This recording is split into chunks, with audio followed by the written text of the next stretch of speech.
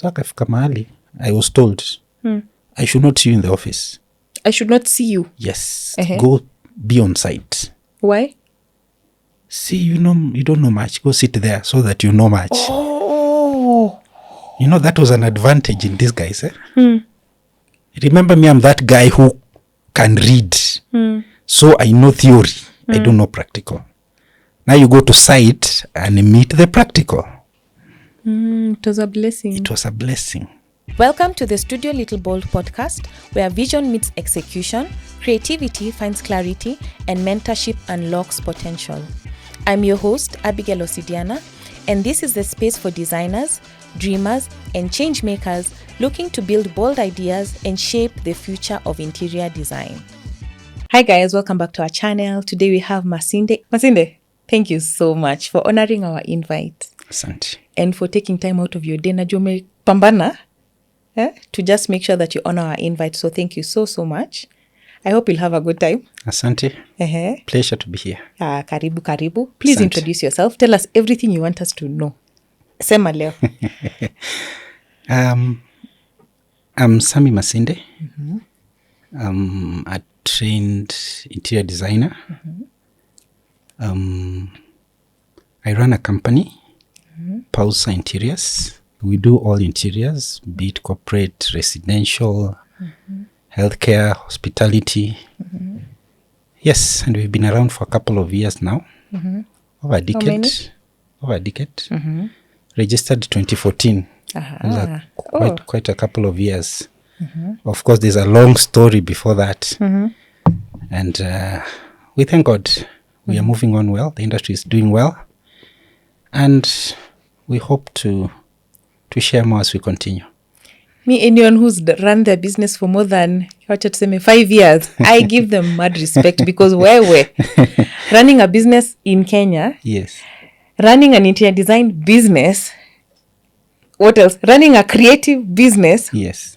Those are 3 very challenging things. Yeah. So tumpe shangwe na vigelegele. Thank you. For surviving. Asante, You are the ones who started so that the rest of us can crawl and follow. Sindio? Kabisa.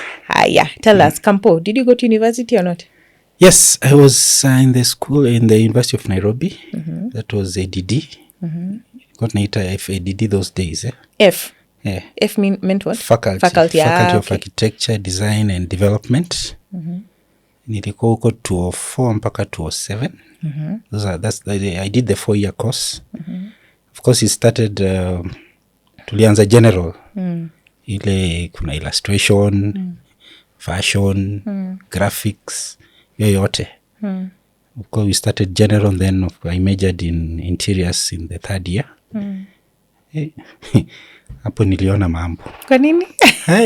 Ina mambo gani haya? Okay, for me drawing ilianza kitambo. Of course, when I was a kid, I loved drawing. Na mimi sikupenda kuchora ile freehand. Mimi nilikuanga I think kitambo na was mdogo huko. Nursery. Tulianza na marula. Okay. Tulianza na marula. Ulikuwa unachora nini na rula? Napendanga tu kuchora. Unajua ile ukiona ile wazazi wanasema nitonga doodling, ile unachora vitu. But na rula. Sasa mimi nilikuwa napenda na rula. So I just became obsessed with that. I was privileged. My dad was my teacher. Wa maths. Tukafanya ka geometry kidogo hapo. So those kind of drawings, that was my thing.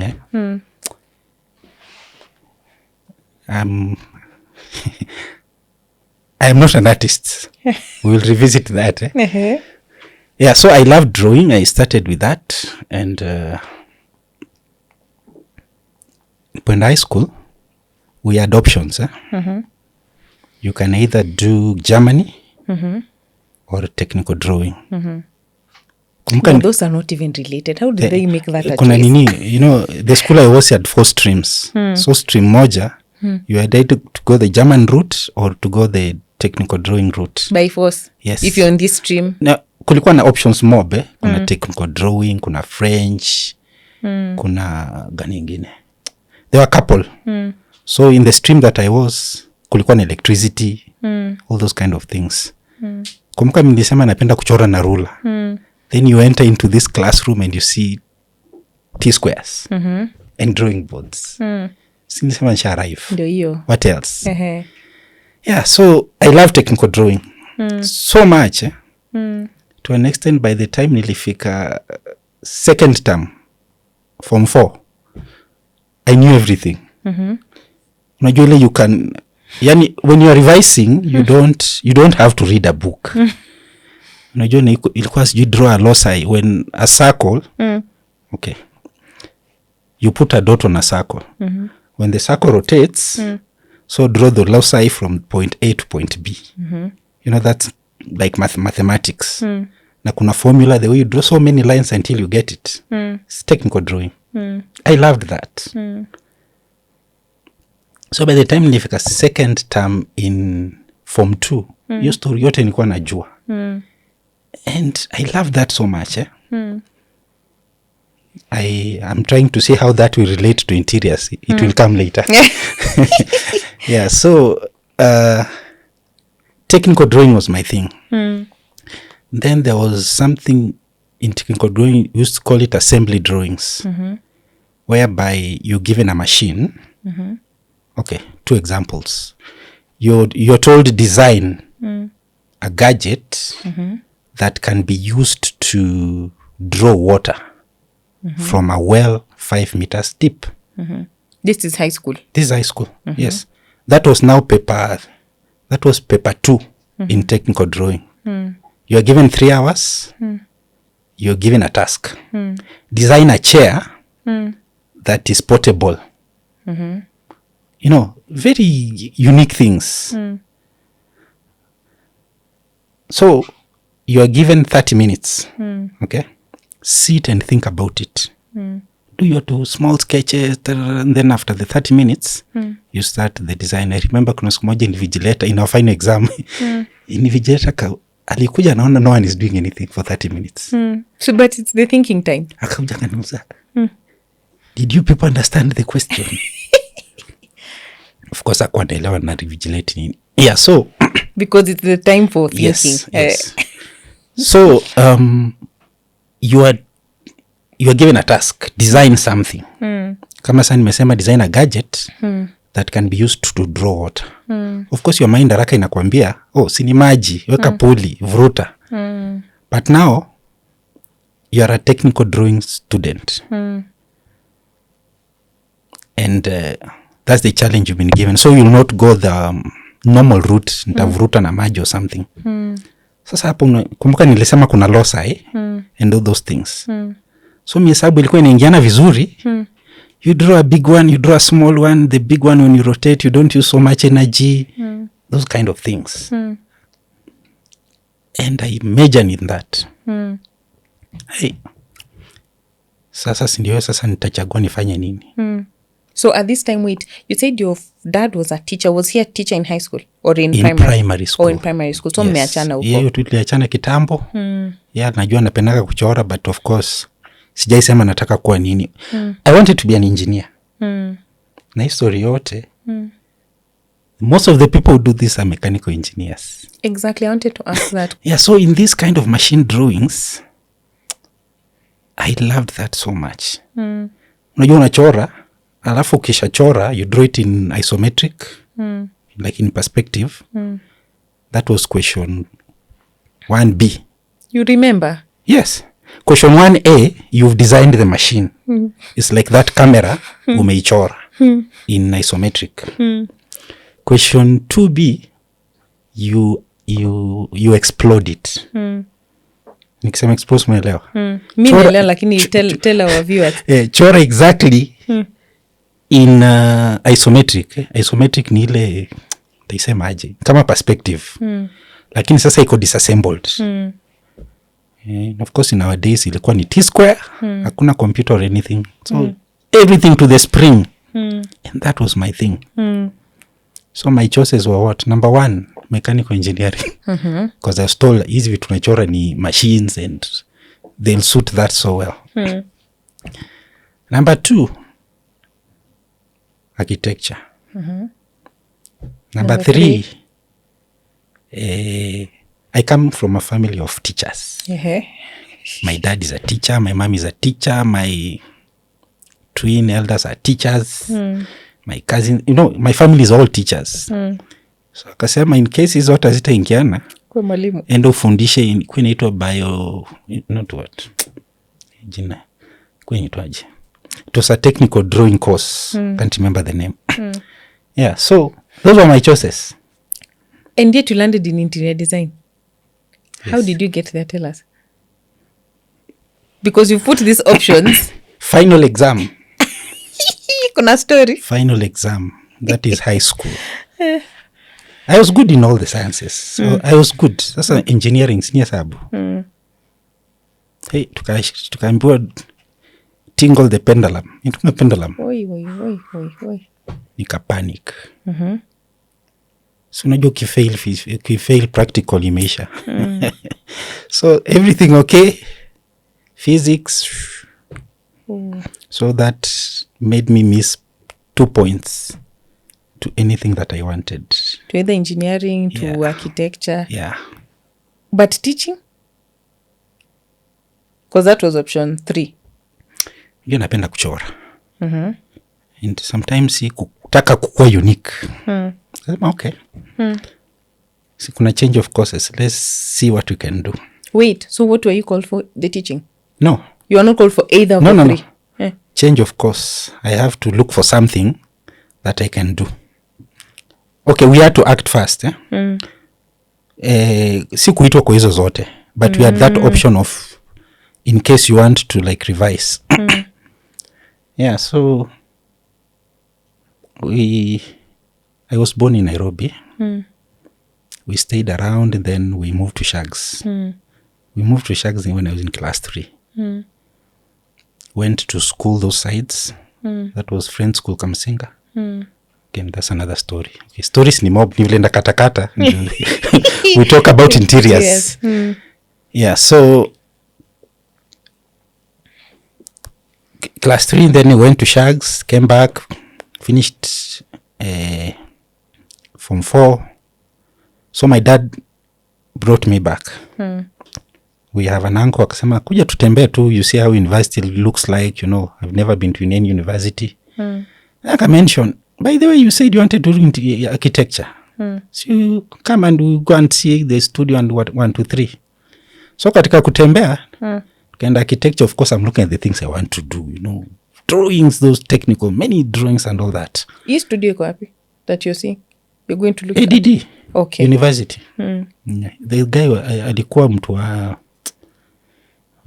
accommodation. He was just one of the officers there. Sema tuende tutembe tu huko. So katika kutembea, of course architecture is what I wanted, is on the top floor. Sema okay, si tutembe pia tuone design inakaje. You might like it because it's also just like architecture. Hai, mi kuenda huko, kulikuwa na manyumba zinachorwa juu. Hapa chini pia naona ni manyumba, lakini manyumba za hapa ni pictures and nice things and all that. I was like, okay, I can consider. Then ku apply nikakubaliwa. And that's how I find myself in interiors. Yes. So how long after visiting this place do you make that decision? After visiting the studio hapo ADD? Immediately, because tulikuja tu Nairobi kuile excursion. So we had a window of time to choose and do the revisions. Did you ever go anywhere else? Because hii excursion ni umeenda tu architecture ukaangalia umeenda design. I wanted drawing. So you were set. Anything related to drawing was my thing. Sasa umekuja umeona manyumba and you're like, okay. Of course niliambiwa engineering pia na mahesabu mingi. Kama unajua hesabu itakusumbua, usipambane huko. Achana nayo. So hivyo ndio nilijikuta hapo ADD. Aya. So you've gone to ADD, sindo? Umeingia ADD. Yes. First year to 4th year. Do you look for any internship or do you do any job or do you run any side hustle or business? Okay. As I answer that question, our second lesson in interiors, aki unajua tunaletewa nini? Madam anakuja na sweater, knitted, hii ya uzi. Afa naiweka hapo. Acheti to paint. Paint. So me I thought it is straight ni sweater mikono mbili shingo all that, then she folds it. I just nitaanzia hapi. I don't know how to paint. Nikasema am I in the wrong place? And that forced me to really understand what do I really want? Am I in the wrong place? So from first year I became a bookworm. Bookworm. There's a book called Time Saver Standards for Interior Designers and Space Planners. Kumbuka I wanted to be an interior designer because me I wanted buildings. Lakini sasa tumeanza na paint work. Kaki mimi sijui freehand drawing, sijui painting, all those kind of things. So I struggled a bit in my first year, second year. But I devoted myself to read. By the time I reached third year to make the choice, I knew everything about interiors. Theory-wise. Hey, hizi sijui switches, gothic, you know, anything interiors, anything direction ya interiors, plus architecture. Hizo vitu nilikuwa nimesoma. Because you are like, kama sitapenya in practicals, wacha nitoboe theory. Na nielewa exactly. Unajua mimi, sitaki kuitwa kupaint nyumba. Okay. Sitaki kuitwa kupanga mazimu. Unajua kuna mbongo hizi utapanga sijui maua vitu kama hizo. Me I wanted the thing. You know, I want talk of lighting. I want to be the guy. That's why even as you walked into studio today, yes, and I was asking you, umetoka site, and we were just having banter about me vile spendi site, and then you were like, me, that's my life. That's what I'm enjoying. That is life. I mean, that's where I am. Yeah, so me I love space. I need this. So hizo zote zikaingia kwa kichwa. So by the time I was reaching fourth year, ilikuwa sawa. Now to answer your question, third year, one of my lecturers, very good guy, he was an architect. He's still an architect. Kampuni iko inaitwa Morphosis, I think. Sijui kama bado iko. They are architects. Those guys inspired me from day one. Jamaa alipokuja na anaongea lugha nataka kusikia. Remember first year, second year, been doing mtu wa graphics, illustration. So it was easy even for you to just twice could it drop? Please. Hizo nilianzia first year. Nasikianga maseno wanaanzianga first year interiors. Straight on this mimi nilingangana. But anyway, ilinifungua akili. At least I know how to use Illustrator, Photoshop. Yeah, so this lecturer discovered my potential. Na from hapo nikaingia kwa kampuni yake. Yeah, he was an architect. Kampuni ilikuwa tu hapo State House nyuma, so it was a walking distance. So most of the time when you are closing school and all that, kwa nenda kuna kwa mtu wa mkono tu, endeni kwa site, pima, kuja. All that he wants to see is whatever you've measured. 1, 2, 3. I was working with some draftsman there. Yeah, so that's what I used to do. At least in terms of other work, other than class. So this was really inspired. Was this considered an internship or was this a job? Were you being paid? No. So it was internship. Because it was me who was interested. He saw the potential. And of course, those guys were serious. The things they were doing. By the time I was there, they were designing the Boma Hotel. Those guys were serious. Kuna jamaa kazi yake ni layouts. Mwingine kazi yake ni facades. Mwingine kazi yake, you know, there were three very, I don't want to mention names, but they are very serious. Even currently, are very senior guys around. One is a lecturer, Yasir, there's actually Charo. Let me just pause you a little. Yes. For the purpose of the podcast, we try not to mention the names and places, Okay. because I may ask a follow-up question alafu mtu ashikanishe tunaongea juu ya ule Sawa. Yeah, so I was there and I will call it internship because I was the one so interested in really knowing this thing. And of course ukipewa fare hapa na hapo hujalipwa. But it was good enough opportunity for me. Yes. Just touching on that a little, what's your opinion right now about the specializations? Because a designer today may go to a firm and they are told to do everything start to end, from client brief to layout to elevations to detailed drawings, sourcing, site visits, kila kitu, versus a farm now like this one where you're saying there's one person who just is a draftsman, just doing the layout, another one is doing something else. What is your opinion? What is a better route in your opinion? It's advantageous to be all round. Okay. And it also depends on the scale of work.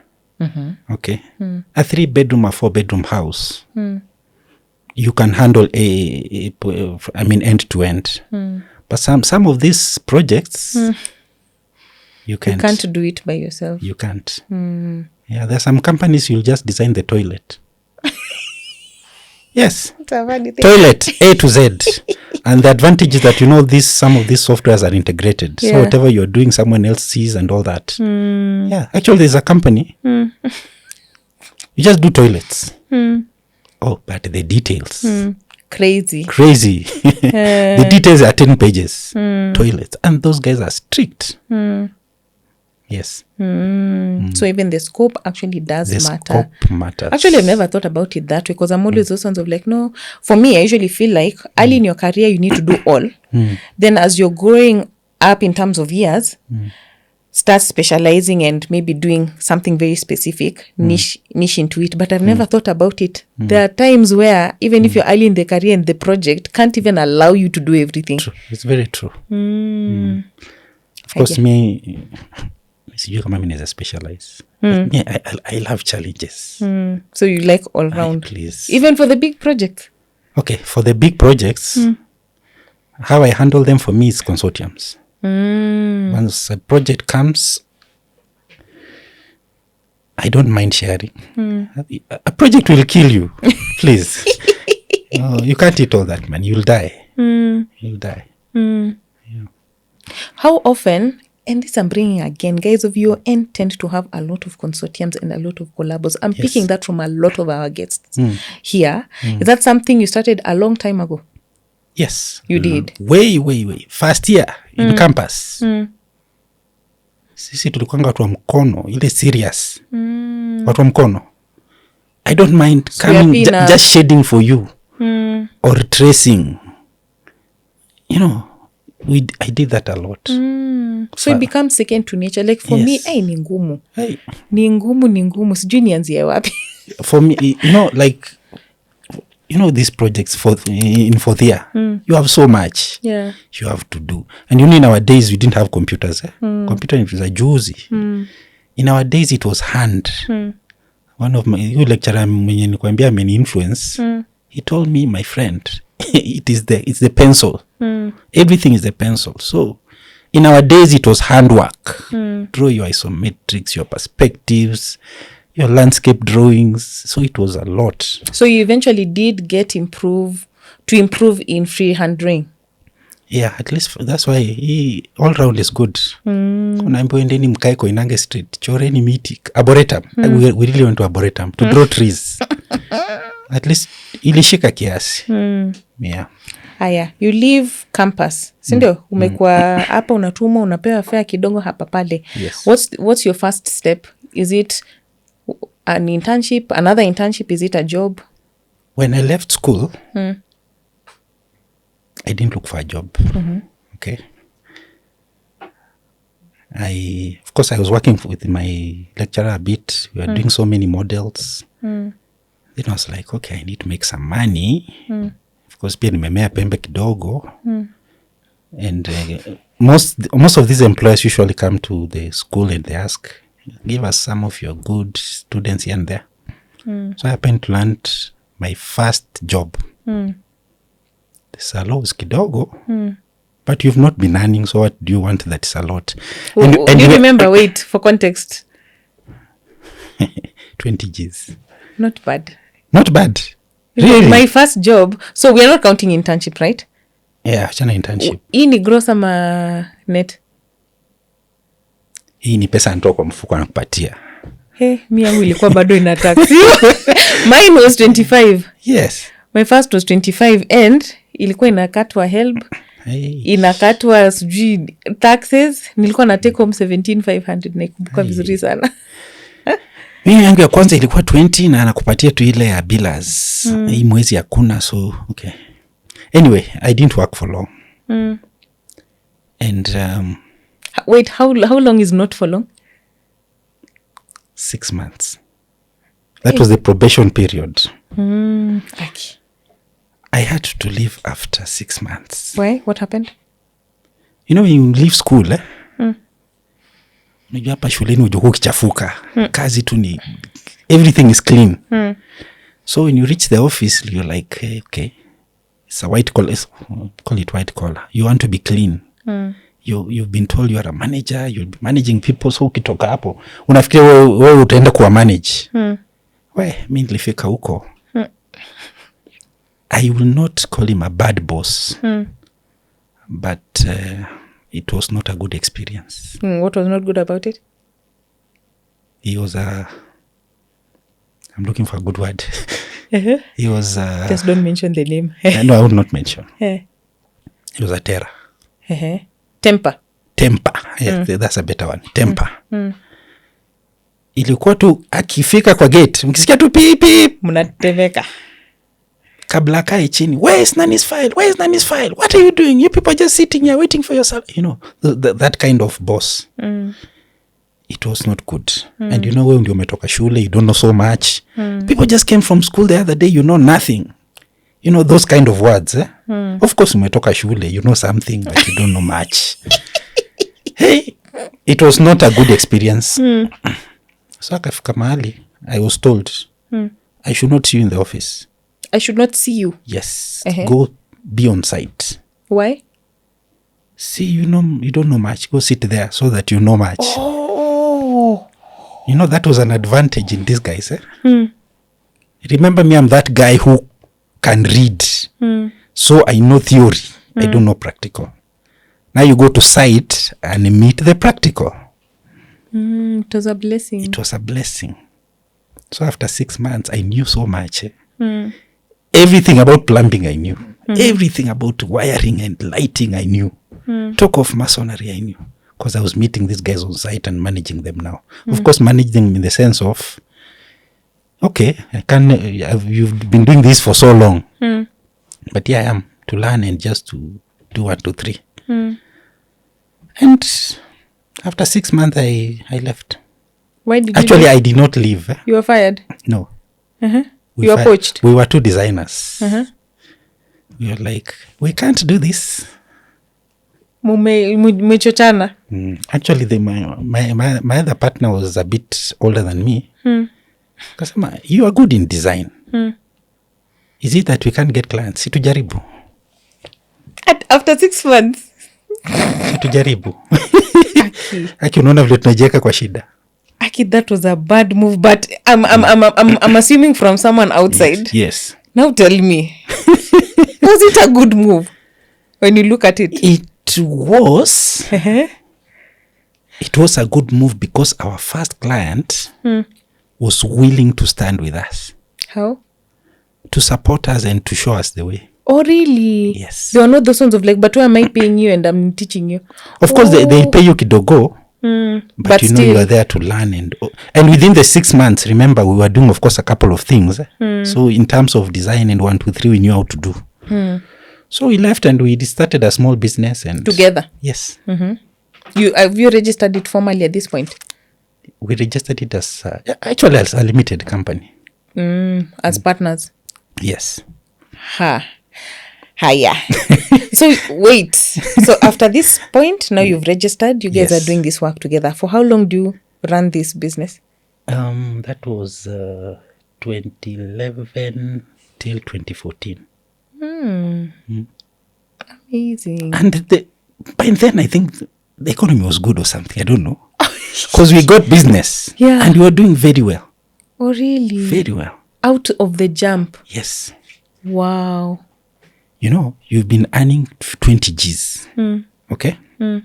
Then, this client comes with a good job, good amount. We did LAPF is where? Somewhere in Mombasa Road.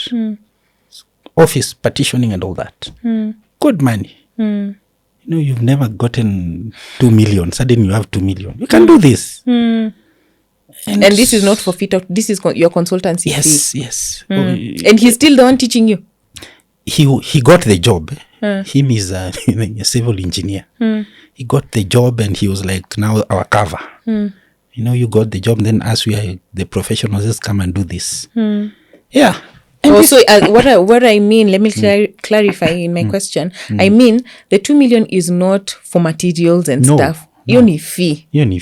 From 20K. Please, the job was 30 plus. Yeah. So nyi bado. So 2 is still petty cash. Yeah. No, what I'm asking is in terms of context from 22. Yeah, please. Yeah. When the money came, things were good. Things were good. And then, why do I feel like a story is coming? What happened after the money came? Of course, you know, ups and downs. Many years down the line, of course, the partnership cannot work anymore. Yeah. What was most shocking at the place of employment? And what was most shocking in this business for you? Or what did you learn? Let me not say shocking. Okay. In employment, there's this thing called management. And I think that is where maybe my former boss took the advantage. Okay, he had the advantage, management. And here come now, we are managing ourselves. Wait, come back again. In this other place, what was shocking was management. Management in terms of, kazi yetu ilikuwa design. End aside, you know how people are paid, how money comes in is not your business. The guy was handling everything with the accountant. Nyi kazi yenu ni kuchora, ngoja mshahara, end aside, all over. Suddenly you are the ones managing. Hey, ndio nagundua kuna invoices. Kuna quotations. You know, there's a myriad of things. And this why I think I'll encourage any youngster in this kind of business, take time. Remember, as we took a deep dive, there's so much you don't know. That's what I was asking. Was it a good move? It was a dangerous move. Before you pick, you do not know so much. So you are learning the hard way. Thank God we somehow maneuvered and I registered Pausa in 2014. At least nimemea pembe kidogo and I knew 1, 2, 3 here. Networks also come in. And we've been growing. For us, we started low and we are coming up well. Yes. Of which now, which you mentioned, you're doing all mixed hospitality, commercial, residential, kila kitu you guys are doing. Yes. Haya. Let me take you back to the employment. How was it navigating hierarchies at the workplace? Because now there's management, you know? Yes. You're being told you don't know nothing. Yes. Were there other people in between? Like people you answer to, it's just you directly with the Mdosi? It was a small farm. Okay. And the Mdosi was up there. Then there was the design director. Then there was now Miyuko Chini, junior designer. Of course, kuna accountant up katikati and all the HR and all this. It was not a big farm. So most of this was answerable to the big man. Yes. How was it adjusting to that? That, I answer to this person and then I have to go through this for this. It was just okay. As I said, it was hard because number one, it's terror up there. Who did this? Come here. And you know, you're like, it's a 4-pax desk, the office of the boss. So you want anything, it's not even a call, it's a shout. Sami, come here. What is this? You, come here. Why did you allow this to pass? All those kind of things. I remember one day I got a client. No one was in the office. Of course, I knew the guy. But gave me a brief, all that. Then he insisted, how much are you going to charge? In this employment. This is a side hustle client? Client to a boss? So, amekuja tu, walk in. Kuja tu. Wait, you were being allowed to discuss such things? Like billing of clients and how much it's going to be? So the client has come. Just walked in? Walked in. Yeah. I have a house, this particular place. And I need 1, 2, 3. You're an interior designer. Yes. Oh, okay. Where's your boss? He's not in. But what can, like, I'm being a good guy in the office. So what can you do? Okay, give me the brief and all that. They ask me, so how much do you charge? And all that kind of story.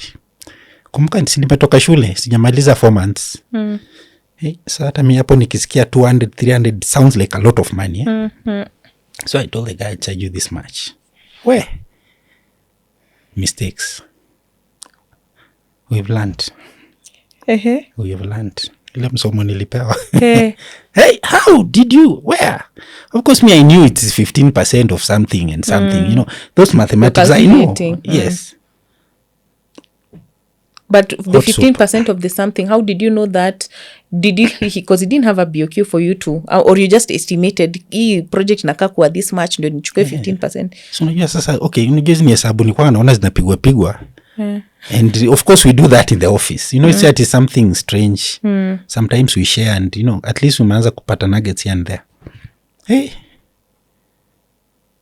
Of course I charged well. But kumbe I charged wangu hivyo. Where? So how did you remedy that? Because you've already told the client ni hivi. How was it remedied, ama? Since mmeshachukua, you ran with it and then, but don't do this again. Yeah, don't do this again, but it was ile msomo nilipewa kwa hiyo ofisi. Kumbuka, remember I started this guys at Terra. So how are you navigating this Terra, or how would you advise designers on the field or the ones who are coming to the field to navigate such a work environment? Ulikuwa na survive aje?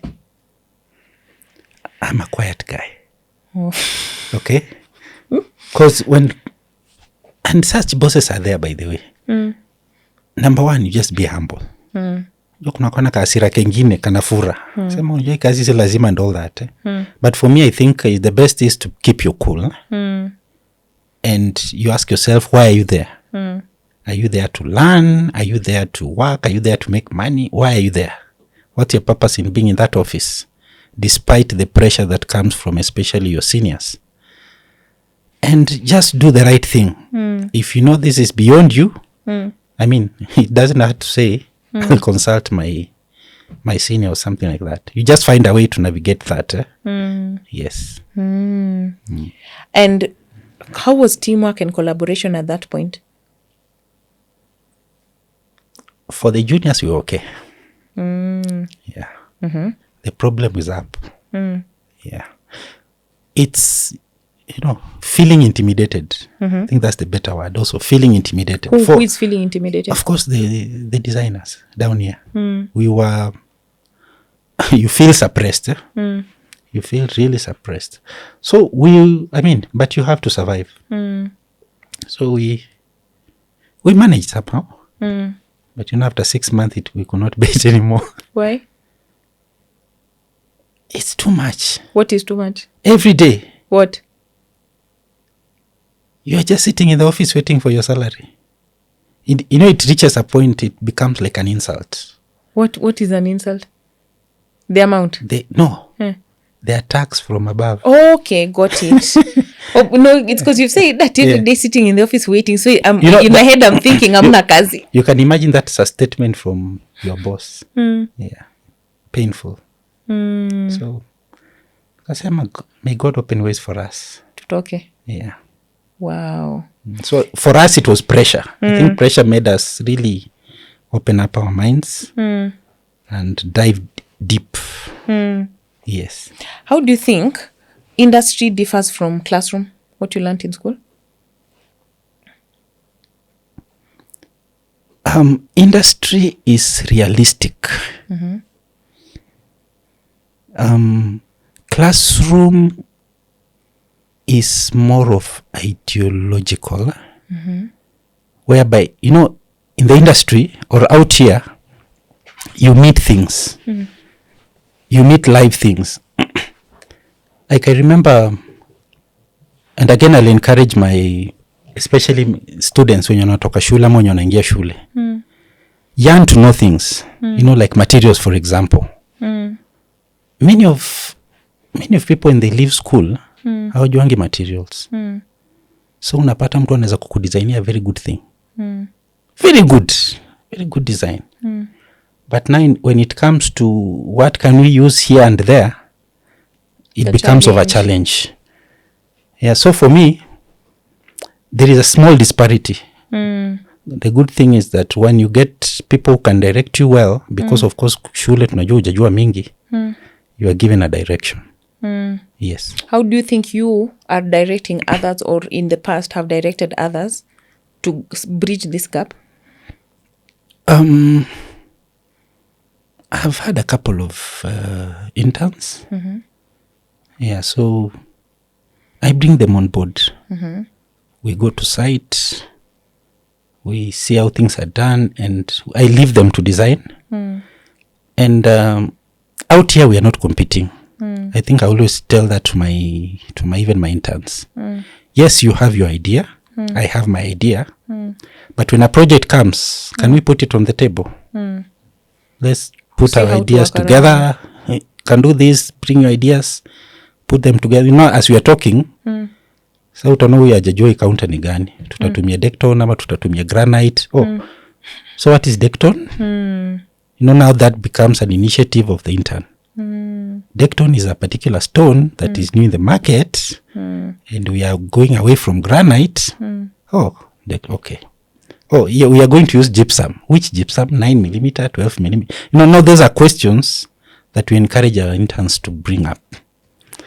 I remember one time we are dealing with knowledgeable clients. Siku hizi wanajua mambo. A client will ask you a question. Of course they know the answer. But they are trying you. They want to see if you know. They want to see if you know. Now you can imagine you are the designer being consulted and you have no idea. And the client knows. So being ignorant before a client is not good. It's always good to be ahead. Yes. Yeah. So at least what you're also pushing, or the agenda you're also pushing, is as much as we would want to help an intern, yes, they also need to have their own initiative. Kabisa. You can't help if, you have to, you yourself have to make every day a learning experience for yourself also. Yes. And taking note, we are so busy. Like as I said, me, I'm a design build. I design and I build. So you find that I am so busy, I have no time to teach in the office. You know, when you came, I expect you to know to some point. I may not really come and teach you how we draw and this how we do this. You know, so for me, it's the student to take the initiative. Yes. Beyond that, it's you and God. Yes. Tell me, in this period, what hidden talent do you think you've discovered about yourself? I don't know if management is a talent. Is it? Tell us. What in management? Managing who or managing what? Because I find like I have so many people who I have to bring together for one common purpose, to achieve something that was in my mind, and I put on paper. And you take note, for example, I have a job in Mombasa, I have some job in Migori, I have some job. Now I have jobs all over. So you find that you're managing 20, 30 people. And these people have to come to a particular goal. I don't know, I'm finding integrating those people, I find it joy and it makes me happy. Oh, really? You're a people person? Yes. Bringing these people together and make them understand each other. Unajua mafundi is another breed of people. Someone will come to the work akijua jioni ataenda home. Alifanya vizuri. Wendi utasema, you know. So for me, I find I enjoy doing that. At what point did you discover that? Well, I do a lot of management. Actually, currently, it's management that I'm doing. All my work is just management. Job comes, we bring these people together, the engineers, the whatever, make this thing together, then go in the field. I think as we are continuing, naona naendelea kuimprove hapo. It's actually pushing me. Kasema I need to improve my skills. Actually tumerudi shule. Oh, what are you currently doing? Sasa tunafanya project management and again business. So I'm into entrepreneurship because I discovered sio design tu, sio kuchora sio kuchora peke yake. There's so much hapo katikati. Chora, invoices, marketing. I mean, management is a whole other ball game. It's a whole other ball game. Yeah. It's actually a lot. Yes, it's a lot. And you can't survive, me in my opinion, of running it not as long as you, but you can't run it as a creative. You can't run it just as a creative. No, they were like, oh, I just love this and it's nice. Let's do ideas. You have to ensure that these things are done within a certain time, because also the longer you're doing these projects, you're losing money. Yes. You know, yes. If you don't bring people together well, you don't know who to use for what. Sometimes you don't have everyone you need. So how to create these small partnerships? When is idea hii haraka haraka, nifanye drafting. Yes. When nikimbilie pale, me I'm out of the country, but this client wants this. When nifanye hivi, it's a lot. Aya fundi, amedecide kujisite. Ashiki simu. Ama okay, nakuja, oh, you're standing there at site, nothing. It's a lot. Yeah, so for me, I think what works best is with the period I've worked, you form a team of tradesmen who know their thing. Okay? If it's joinery works, you have this guy who is very good. This guy has other guys who are very good. So I do not deal with those other guys. I deal with this guy. Okay? So if I have 3 jobs, I don't look for other people. This guy supplies the 3 guys. So you find that you make also your life a little easier. Because it's too much. It's actually too much. Saying that you... Because I remember even mentioning to someone, like for me personally, I've never done it that way, at least this or that. I typically prefer to use a contractor, and I just deal with the contractor only. You deal with the all other people, with the exception of joinery. That one I come with my person, because there are specific ways I want my joinery done. But all these other things, details, what? Me I don't want those details. Kuja na contractor, me I'll just come and talk to the contractor. Na pita na habari zenu, mko sawa? Tunaenda tunaongea na Sami. Aya, Sami hapa ni aje. You know. And I remember someone else saying, oh, me I want to do the everything. I was like, wait, all the best. The day to day. Imagine doing the design, running the team, dealing with the individual 1, 2, 3, 4 fundis. Tricky. Higher. Tell me, how do you think, or what do you think you've done to remain proactive in the industry, in your field, in your craftsmanship, in the management you're doing? Because you're doing design and build, and you've done it for a very long time.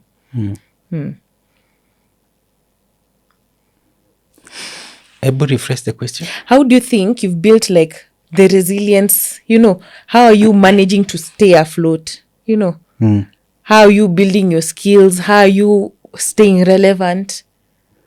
So that anyone who's aspiring can be like, okay, this guy is the real deal. Amefanya hii for this X amount of time, and what has kept him here is A, B, or C.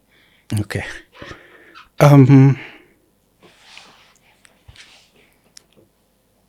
As I've said, number 1, tuna up skills. Project management. For me, that is number 1. Whereby unajua tujui kila kitu. Okay? We don't know everything. But as you up your skills, kuna venye zile vitu ujui unaongezea. Then number 2 is the rapport. The rapport I have with my team. Whereby with all these things, you remain to be their look up to. You know, encouraging them daily. Encourage wasome. Kama mimi nawaambianga, ukikaa na mimi, for this particular number of period, nataka kuwa at this level. Okay? So that I also ease the work from my side, and I see them grow. Actually, so far, around 4 guys have grown. They are now contractors. Okay? So, these are now in-house team, or now the way you're saying you always do your consortiums and your people on the side? I have a team. But unajua sasa mtu akiendelea kugrow. Kama ujamaa amekwanga akifanya joinery. Okay? Guys, amekuwa mzuri sana joinery. Nasema boss. Actually, there's one. He's very good with gypsum works. Please, he's perfect. Utaishi na gypsum forever. Si tuongeze kitu ingine. So ninamtoa kwa gypsum peke yake, naanza kumpatia site manage. So katika kumanage site anasema kuna wainscoting. Wainscoting na gypsum, what's the difference? No difference. So you can also do this. Unajipata so end of the day anaanza pia anaendelea kugrow. Actually 3 wamegrow, so they do everything. So watu kama hao sasa now si wako full fledged. I get a job in Diani. Now I send the contractor there. Who is the contractor? Someone who I mentored, who understands my drawings, understand how I think. I don't have to be there 100%. And they know Sami will come to site and say ni shida. Please. So they don't wait for you to come and say ni shida. Exactly. And as a designer we are trained. Kama kuna makosa pale, hiyo kitu sio kaviko straight, and I've seen it. The client will see it. Inakuanga hivyo. Kama nilisema tengeneza, just make. So mtu mwenye anakuelewa. So end of the day you find that you have 3-4 contractors who understand you. And by doing that, what are you doing? You've grown, guys. So when jobs come, una shida. Unapata uko sawa, you've mentored, and you're growing together. So I will say 1 is upskilling, 2 is building teams and mentorship. So, yes. Do you have a third one? I think those are enough. Those are enough. Yes. So, yes. Haya. Networking. How do you do networking? Do you actively do these design dinners, or what is your method of networking? I have tried the interior designs thing. And it wanga IDSK, that one. It's not working for me. Why? Sitaki kusema niko busy ama mimi sijakuwa serious, I don't know. But in terms of networking, so far niko kwa hiyo ya designers group. Yes, WhatsApp group. Yeah, though I've not been so active. But that one is not networking. You're just there. Even me, some of these groups, not necessarily that you're networking with others, but you're just there. So that doesn't count. Niko too. I don't know. So I have not. I won't say I've really been networking. I think those are things to look into. Yeah, I think so ni vitu za kuangalia. So more or less, then for you, it's more or less you're building relationships with people that you have been working with. Yes. Your team, the people you're working with on the side. I think for me, I've been growing a team for a period of time. And as I've said, sometimes kazi ni mob. Paka unajipatanga, you're so into the work until you're like, leo uko huku, kesho uko huku, kesho uko huku. I mean, you are always traveling to going somewhere. So unapata these networking forums. And for designers, ziko mingi kweli. Ziko kama 3. Okay, zile mi najua. Ziko kama 3. They're also countable. And nami nilijoin last year. Nimezisikia tu recently. So I think it's something that is you have to decide to do. And I pray that we get the motivation to go and network. I'm not saying that it is good or it is bad. I was just trying to figure out how do you do it's yours. A good thing. It's a good thing, but juko nisijai consider sana. You know, for me, I started like last year, just joining the groups, leave alone meeting first. Because also I was too deep into the work. Like, it's like work was life. You know, you're too deep in the trenches. Unaona ile mpaka hata in your free time unafikiria tu bado ile site, unafikiria ule client, unafikiria you know, you're so deep into it that you can't even see outside. You can't see outside. True. Exactly. So last time nikajiambia, when I started actually this podcast, one of the guests was like, by the way, there's a certain group, and I'm like, okay, let me see, let me join. That's when I started. Nimekuwa tu nikiwork isolation. Sijui tutapewa motivation gani, but I think it's a good thing that we need. I think I need to look into. Yeah. So don't worry, we have a backstage group of only exclusive to designers who've been guests on this podcast, and we have our own group, and we have our own things that we are planning. So in fact, we have an event in May. Okay. So tutakuinvite. Yeah, Missy. Ukuje. Please. I hope utakuwa Diani wala Kamulu wala. Nikishaeka kwa diary. Nafunga vitu. So even for me, I was pushing myself. I'm like, okay, let me also try and network with people with built a bit of rapport. Unaona tumeongea kidogo, I know a bit about you, you know a little bit about me. So when we are meeting, we're not so much of strangers. And I think for designers, we are behind, because 80% of my clients are lawyers. And please, lawyers are tight. Those guys meet a lot. Western jurists, wapi, wamekutana ole sereni. Doing what? Just meeting and talking about I don't know anything. Yeah, it's not at work related. Even doctors, you find they are so, even architects, because my brother's an architect. Yes. And then they're a bit tight. Even architects. Yeah. So you Designers ni introverts. I think so. I won't say there's a problem. I think ni hatujachokozwa vizuri. I mean, ndo nimekuja kuwachokosha. May I'll be there. Yeah, because what I was thinking, you see, once at least you've seen, and as of now, what is up, leave what we've recorded. I have many more recorded but not uploaded on YouTube. So far as of now, ni 25 episodes. If you have to sit and watch all 25 episodes by that date, by the time tuna have your dinner, whatever, umejua Sami kidogo, you can pick something. Hey, by the way, nilisikia ulifanya nini. Yes. You have something to discuss. So it's also making us break ice a little bit. I think so. Because it's not a stranger, a complete stranger. Tuko introverts, tunataka kubaki na vitu zetu. Exactly. You don't want to share. You don't want to share. Taiba clients wangu. But then there's someone who asked me, Ati, how come you're an interior designer and you're hosting other interior designers on your platform? Do you know, even Sami, if I was given all the work in Nairobi today, I cannot do it. You can't. Leave alone Diani, Kenya, Mombasa. I can't do all the work. And then also, even if I was given all these clients, then some will say, no, Abigail is not for me. I don't want to work with, or me, I prefer this kind of person, or maybe I want someone younger, or I want someone older, or I want someone with a consortium. Clients' needs are so different. So different. You can't hold. You can't. You can't hold. So for me, I'm like, ata sahi, any client who's gone, me, all I say is, do your due diligence. Don't say because they were on my platform that, Abigail advocated for them. No. Go see, okay, this person was on episode 2. She's a designer or whatever. They're saying this is their style. Go to their pages, go to their website. Do your own diligence. If you decide that's the one you want to work with, you work with them. Work with them too. And you move. Sindio? Kabisa. Haya. One last thing. Sindio? What would be a key thing or a piece of advice, let me say, that you want to share with aspiring interior designers or younger designers in the field? 2. 1, know your stuff. Okay?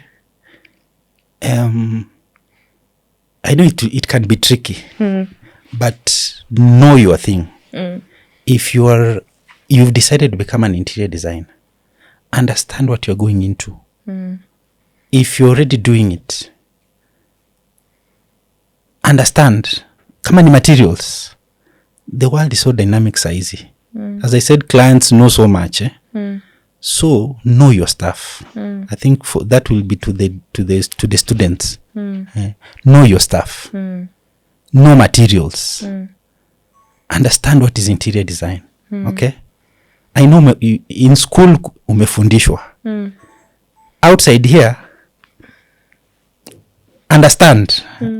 Know your stuff. I think for me that will be my parting shot, especially to students. Sababu wengi wanakuja interviews and you discover you're struggling. So employing becomes a bit hard. Understand materials. Understand space. And just pour yourself into whatever you're doing. Know your purpose. Why are you an interior designer? Yes. That is for emerging ones. What if the younger ones maybe have worked 1 to 4 years of experience? What would be your advice? With this current world, upgrade. Upgrade. And I think that's even to us older ones. What is the 2026 interior design trend, for example, So always yearn to learn something. Always yearn to know the direction that the design world is taking. We are going into the AI world size. In our days, computers hazikukua. Kama mimi sahi, I mean, I used to use Atlantis. For rendering. Atlantis. Iko sawa. But then Atlantis ni 100%. Kisa siku hizi kuna Lumion. Atlantis you'll render for 3 hours. You'll even leave it overnight and come it didn't finish. Ukuja asubuhi. And we are talking about serious machines. Machines are serious. In Lumion it's 5 seconds. You know, so tusikatalie kwenye tumefika. Always learn to get something new. What is the direction that your industry is taking? If it's AI, I think we shape up towards that, or rather we start embracing it and see how it can help us in the kinds of designs we do and in our design thinking. Yeah. Let me ask, I've just thought about it.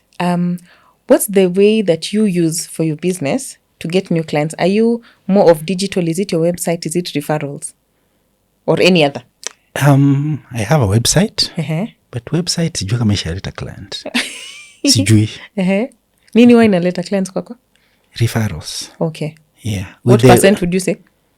Referrals is actually a high percent, 80 plus. Hata mimi ni like 90 plus. Because any job I do, it brings 3.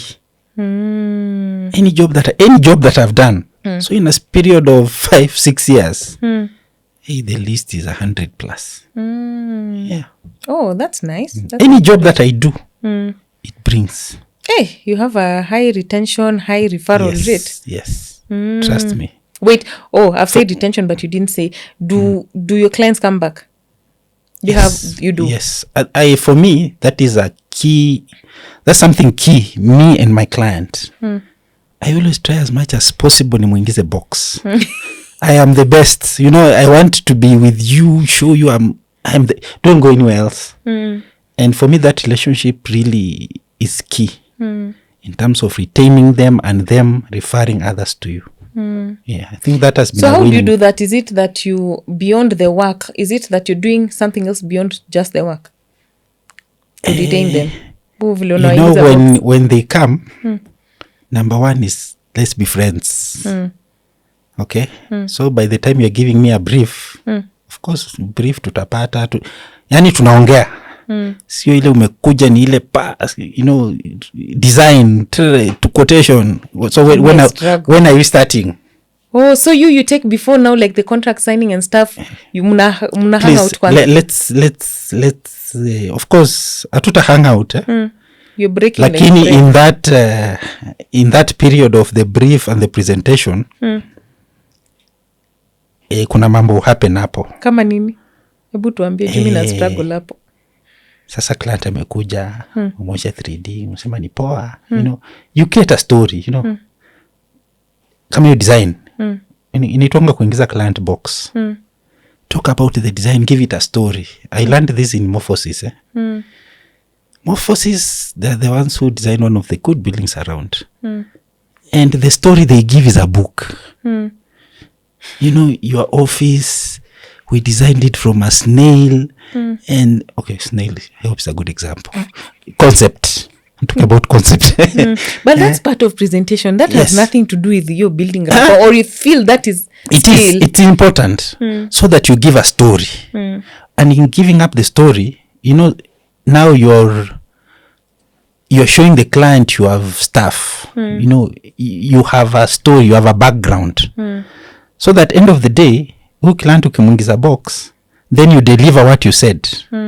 Of course, by delivering kuna mambo mingi hapo pia. Negotiate, you are very expensive. Ameshaona 3 more. Negotiate, so you are not so rigid to what you're quoting for. Whatever design you did, it has come out so nice. Better than what you presented. You know, now ushamfurahisha. Of course, one of my very good clients, an advocate, I designed the office, finished, handed over, paid, and left. 2 months down the line, I came. I sat in the lounge. Then he came and we greeted each other, and he was like, I said, wow, the ambience here is super. You know, ni mtu rafiki yangu, but now I'm giving him a feedback as a client. You know, so vitu kama hizo. The point is you bring the client home. Once you retain them, they don't mind sharing. This is the best guy. He will not disturb you. Finishes on time. Delivers what he said. Has no shortcuts. You know, now you are given bonga points. Unakusanya bonga points unakuja kuzitumia. Yes. Very important. That relationship with the client, very important. So me, what I'm taking from this episode is I need to invest a little bit more. Me, I'm those ones of